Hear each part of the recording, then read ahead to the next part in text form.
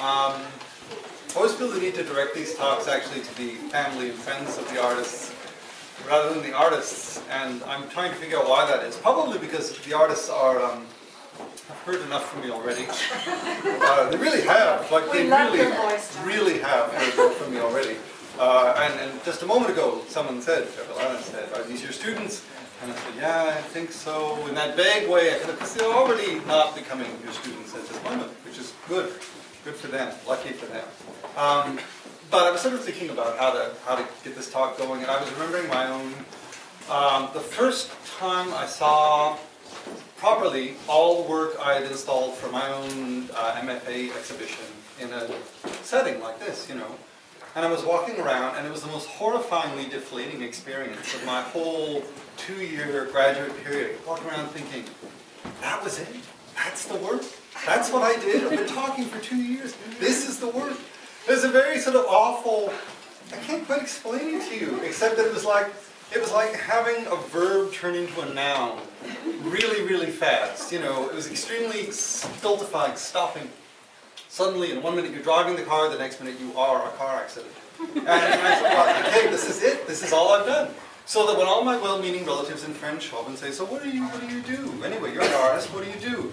I could say, that wall, that's what I do. It's a very strangely limiting experience. And so I'm sort of thinking about how we talk about this, because you do have family and friends here. Of course, for them it isn't limiting, it's not curtailing it, it's not entering into some sort of noun-based cul-de-sac, which is kind of how you feel, except they place that object on that table. For them, it's just a dialogue that's just getting going in earnest, and maybe they have new things to supply to it, new questions for you when you get home.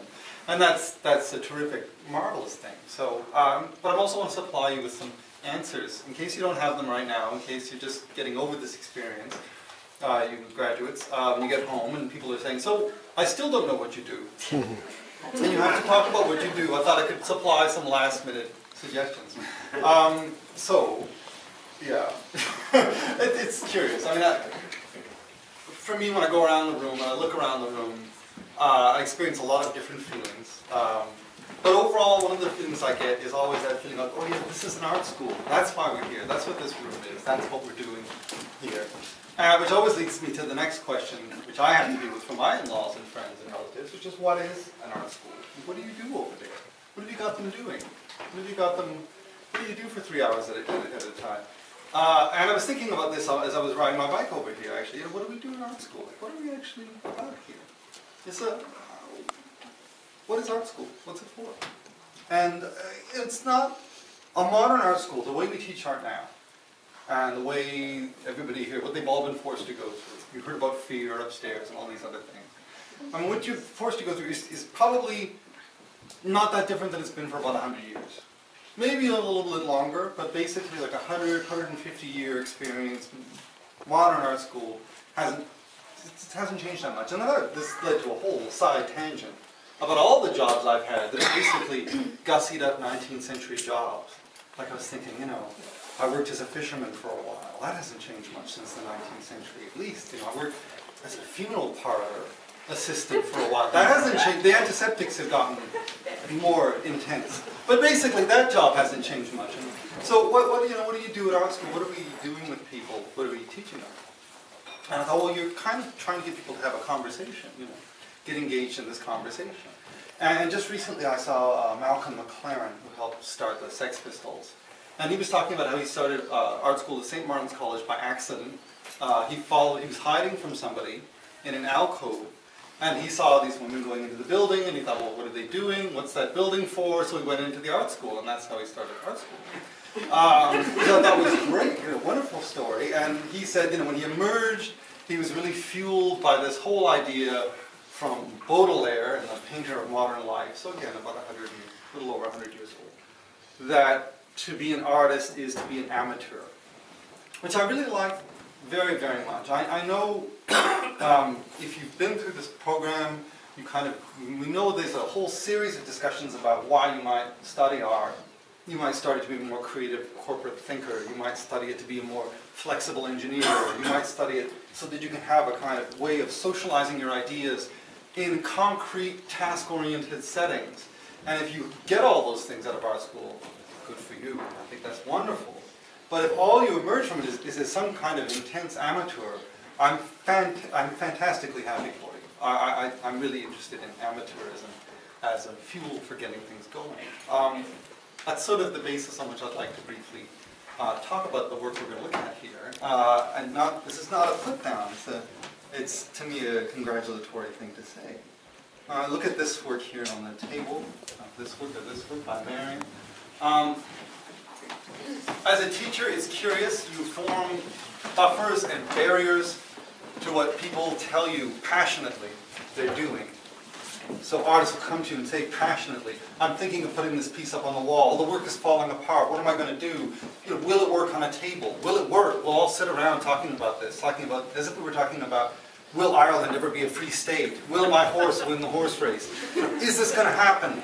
Yes, it's going to happen. Yes, there's a way it can happen. We talk it through, and it happens. Now, there's a lot of discussion around that to do with form and color and space, and all these words that, as we go through art school, we learn to underscore, or put in italics, or put in some other kind of weird font, because the word means more than the word means to just about everybody else. And as a teacher, like you said, you learn to kind of rebuff some of that. So what I take away from this work is different, of course. It's going to be, instead it's wrapped up, interestingly, in relationships and anecdotes. So when Marion shows me this work, we can talk about, and we have talked about, and I know you're sick of hearing about it, we can talk about the way in which these objects of craft and a history of craft are being redeployed as decoration, how they nod toward the tradition of painting, but at the same time, at the end of the day, also they are very much just what they are as objects. And it's the sort of choreography of them that seems to momentarily turn them into installation or sculpture. This has this visual effect as well. We can talk about all that. We can make sort of side notes about how, you know, it's interesting that these things are kind of homely, mid-20th century looking objects now have this kind of disco personality on the wall. But for me, the thing I remember about the work is the amateur thing. It's the fact that Marion had to go ask all these old ladies for their hoops. And there was a kind of social backstory to this work that in a white-walled museum space, a gallery space, we wouldn't necessarily see, wouldn't feed that out. Is it present? Is this a kind of community that's represented? Yes. But that is a sort of side story. You're lucky if you get to hear it. So I get to be lucky. We'll look at this work over here.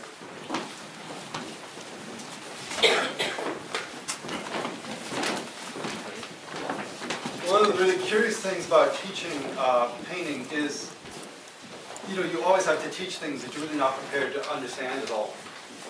I have to say it, I don't mind saying that. For the first year I taught art, I tried to generate really convincing looking demonstration drawings of still lives of daffodils. So everyone would know that guy can really render a daffodil. He ought to be teaching in an art school. And then I would go home and of course I'd do the awful thing that I do that looks nothing like rendering a daffodil. So when I finally had a show down here, students said, I had no idea you did that. I thought you did daffodil. Or something like that.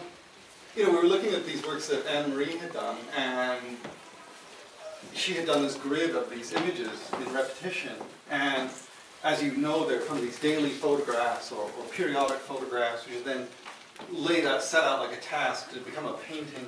There's this interesting game as to whether expression remains a constant, or even if you're trying to think of nothing, even if you're trying to, as a painter, render nothing special in particular, how this emotion or this character or this quirk will emerge anyway, and it's this strange series of personalities. See, that much I understand. I understand that from whatever I understand about painting. But I didn't necessarily understand what the divisions do in seeing them all together. And that was really funny, you know, Anne-Marie had laid them all out tight on the floor. And conventional wisdom was, no, space them apart, let them breathe a little, they'll work better that way. But what's curious about that is the visual cuts, you know, they become a little more striking as rhythm because they become black lines. And the character then, it shifts from one to the other, becomes, there's a lot more intensity on it. And it's actually kind of almost embarrassing to look at it. And there's humor in the work that wasn't there before. And there's even a little bit of feeling of violence because when we have to tolerate all that shifting and changing at such a quick, rapid rate, that unmans us a little bit. It's a little bit hard to take. And again, to me, it's that feeling of being embarrassed in front of a work of art. I mean, I will go across the country. I'll fly to another continent to experience that if I can. I've been embarrassed by the best. You know, you stand in front of a, you know, I remember being embarrassed by a sketch that Courbet had made of crucifixion. It was so mawkish and so weird. And you sit there, and you know, at the time you're with friends, and you all kind of go, well, what's he thinking on that Thursday? That was a terrible idea. And we go home, and years later I'm still thinking about it. You know, there's something about that that is important, and that was Courbet showing off his amateurism at that moment. We had many of these to choose from for this show. It's always a real butchery, you know, on the day of the graduation. You say all these nice things, you shake hands, and the adjudication, and you say, oh, really great work, and you discuss it, and then you say, we only want those three, get rid of all the others. There were a lot. There's a lot of work. Anne-Marie works really, really hard. She has a lot of professionalism. The ones we wanted were the loose ones, the ones that seem to be searching. Each one proposes a different solution of how to make this face kind of hang in space to give this kind of slightly haunted character, whatever that is that's happening. They escape a kind of uniform approach to doing what they're doing, which is, you know, very different from this. And again, it is their quality, it's the desire. You mustn't forget that amateur is a lover, right? Okay, so,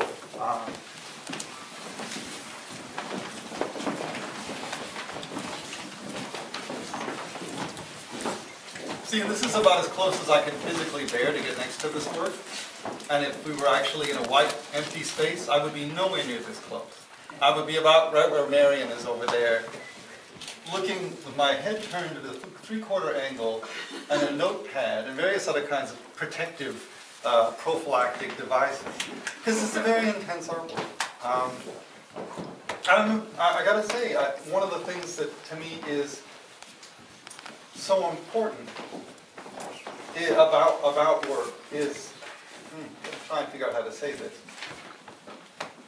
Okay. So pretend, let's see, we need a volunteer.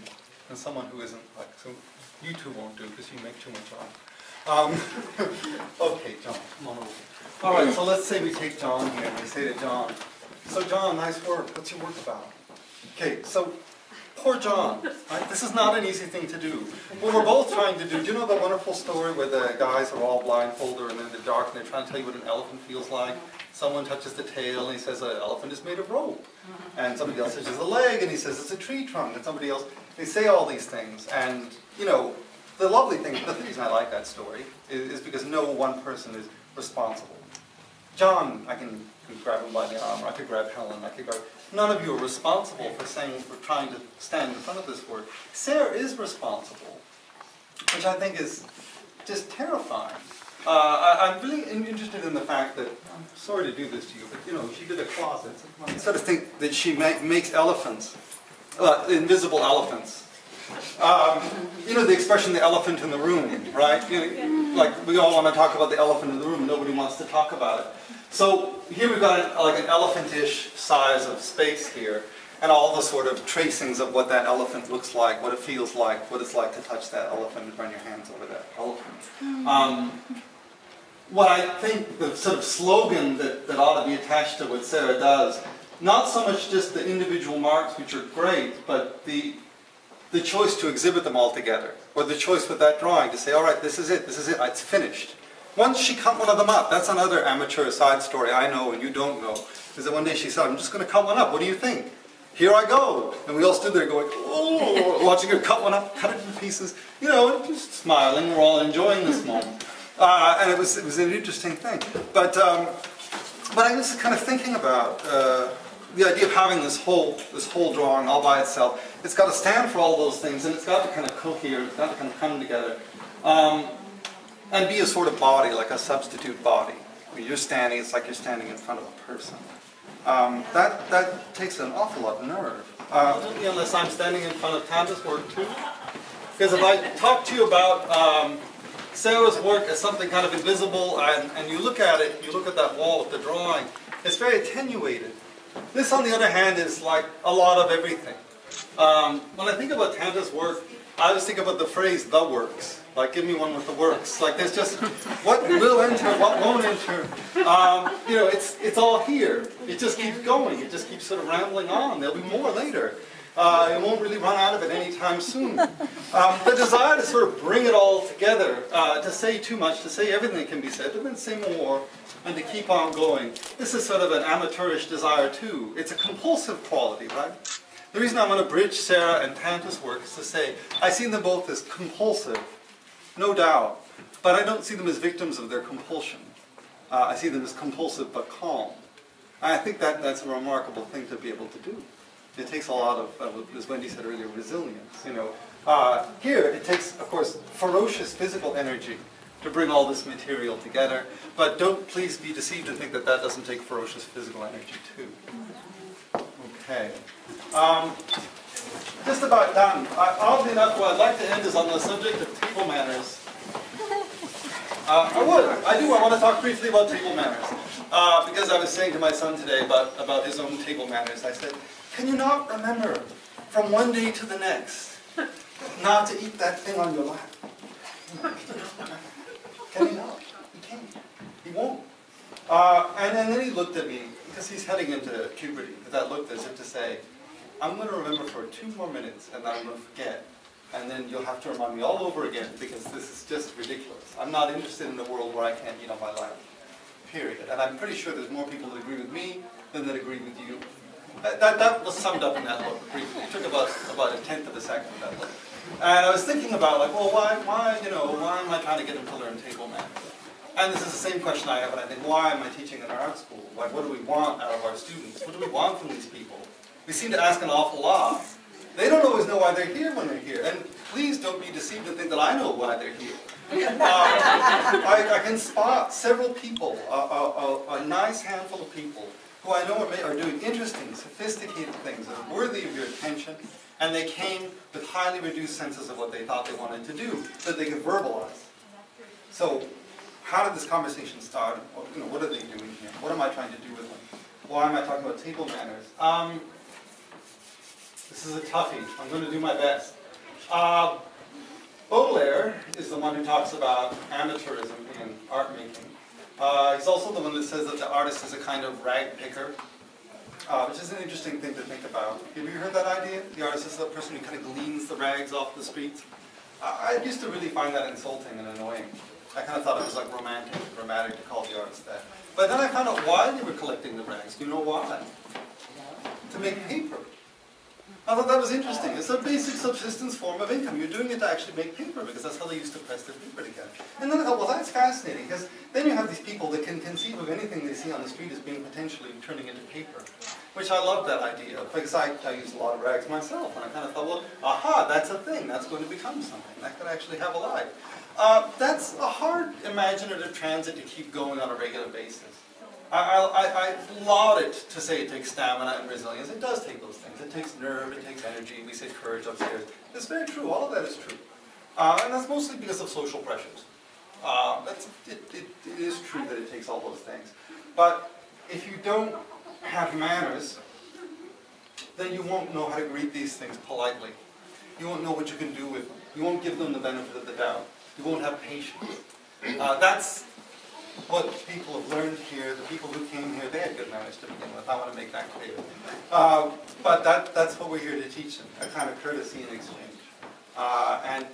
And it is amateurish, and it is compulsive, but it is also calm and wonderfully composed. And I've got to say, I mean, every year we have these adjudications, every year we look at each other and we debate what goes in and what goes out, but we said to each other this year, Wendy Zane and I were saying, we have never turned out anybody we weren't very proud of.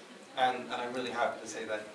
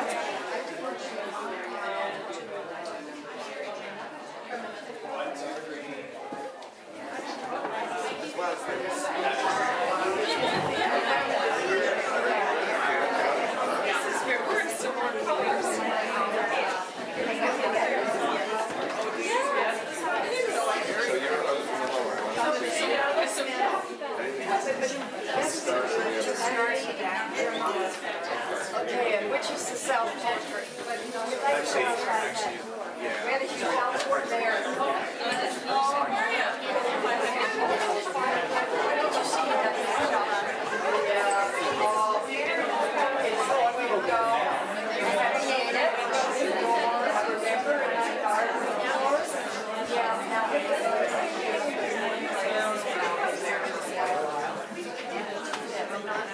I mean, like, I did the whole 17 years ago, but then, of course, next year, that's all that.